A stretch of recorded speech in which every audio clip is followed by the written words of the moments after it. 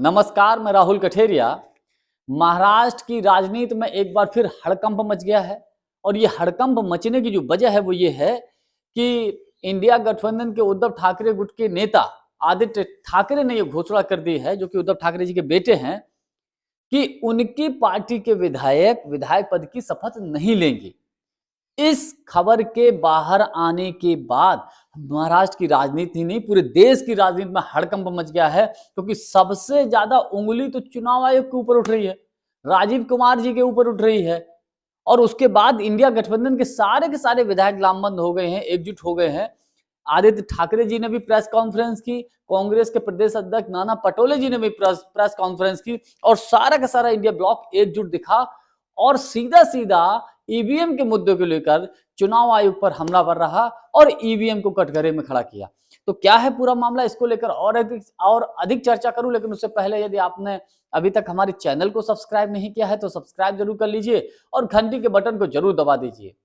देखिए, आदित्य ठाकरे ने press conference करके ये कहा कि जो महाराष्ट्र के विधानसभा के चुनावों में ईवीएम के माध्यम से भारतीय जनता पार्टी ने, चुनाव आयोग ने मिलकर, इन सब ने मिलकर धांधली की है और ये जीत जो है ईवीएम की जीत है, जनता की जीत नहीं है। और अगर जनता की जीत होती तो जनता जश्न मना रही होती, वरना महाराष्ट्र में इतनी बंपर जीत मिली है एनडीए गठबंधन को, महायुति गठबंधन को, चारों तरफ जो है एक तरीके से सांप सा सूंघ गया है, कोई जश्न नहीं है। और हकीकत बात है, तमाम राजनीतिक विश्लेषक, तमाम पत्रकार महाराष्ट्र में घूम घूम कर सर्वे कर रहे थे, तो जो लेटेस्ट जो खबरें होती थी कि भैया इंडिया गठबंधन की सरकार बन रही है, बहुत फाइट थी, इतना गैप, इतना अंतर होने का तो सवाल ही नहीं होता है। तो अगर कहीं कोई जीतता है तो उसमें खुशी होती, जश्न होता है, तो महाराष्ट्र में तो ऐसा कुछ लग ही नहीं रहा है। तो यही आरोप आदित्य ठाकरे जी ने लगाया है।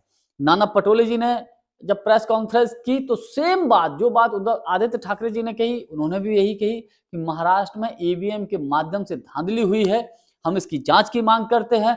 और सबसे बड़ी बात, एक और मुद्दा उठ गया, जो महाराष्ट्र में एक गांव है, उस गांव के लोगों ने वहां पर स्वयं बैलेट पेपर से चुनाव कराने की जब बात की तो गांव को छावनी में तब्दील कर दिया गया। वहां पुलिस फोर्स इतना तैनात कर दिया गया लोगों को डराने के लिए, और उल्टा गांव के लोगों के ऊपर एफआईआर तक दर्ज करवा दी गई।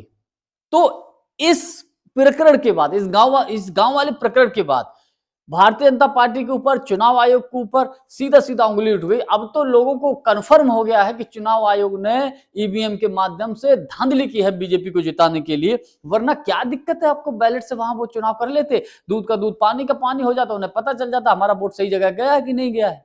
क्या आपको दिक्कत है? लेकिन डर इस बात का है कि अगर वहां सही रिपोर्ट निकल आती उस गांव में, जिस तरीके से गांव वालों ने वोट किया है, अगर वो सही रिपोर्ट आ जाती तो ये आग पूरे महाराष्ट्र में फैल जाती।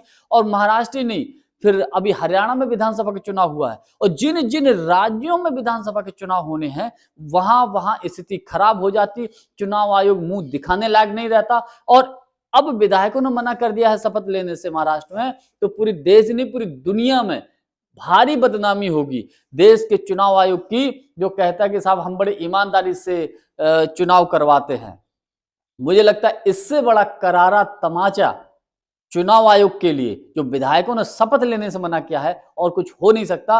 और मेरा तो व्यक्तिगत मानना यह है कि बिल्कुल स्पष्ट बायकॉट कर देना चाहिए और ईवीएम को लेकर एक बहुत बड़ा आंदोलन करना चाहिए, ताकि आने वाले समय में लोकतंत्र जिंदा रहे और देश में एक बार फिर पुनः बैलेट पेपर से चुनाव हो। जानकारी हमारी आपको कैसी लगी, कमेंट्स करके हमको जरूर बताइएगा। बहुत बहुत धन्यवाद। नमस्कार।